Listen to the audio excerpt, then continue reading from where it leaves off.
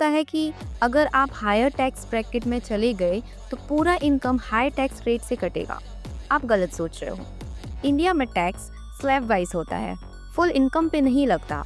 मतलब अगर आप 30% ब्रैकेट में हो तो आपका पूरा इनकम 30% टैक्स से नहीं जाएगा, सिर्फ उस रेंज का एक्स्ट्रा इनकम टैक्सेबल होता है। पर लोग क्या सोचते हैं, बस मेरी सैलरी थोड़ी बढ़ गई तो मैं ज़्यादा टैक्स दे दूंगा, और इस डर से लोग सैलरी नेगोशिएट ही नहीं करते।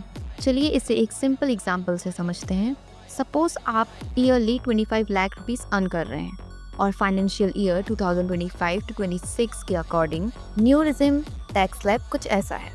अब इसके अकॉर्डिंग हमें 25 लाख में से टोटल टैक्सेबल अमाउंट निकालना है। सबसे पहले तो आपके स्टार्टिंग के 4 लाख पे 0% टैक्स लगेगा जिसका अमाउंट है 0%। उसके बाद 5% लगेगा जिसका है 20,000, देन 10% 40,000, 15% पे 60,000, 20% पे 80,000 एंड देन 25% पे 1 लाख आपका चार्ज होगा।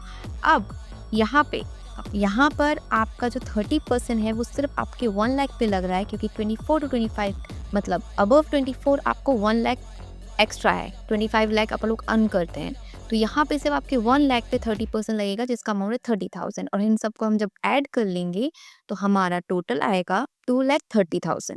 यानी कि इवन दो आप 30% ब्रैकेट में हो पर पूरा 25 लाख पे 30% नहीं लगा, सिर्फ लास्ट के 1 लाख पे 30% लगा है।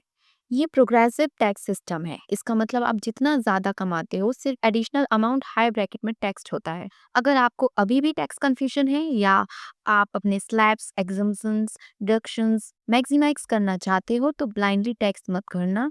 Follow this page for smarter tax knowledge and book your consultation with profits group.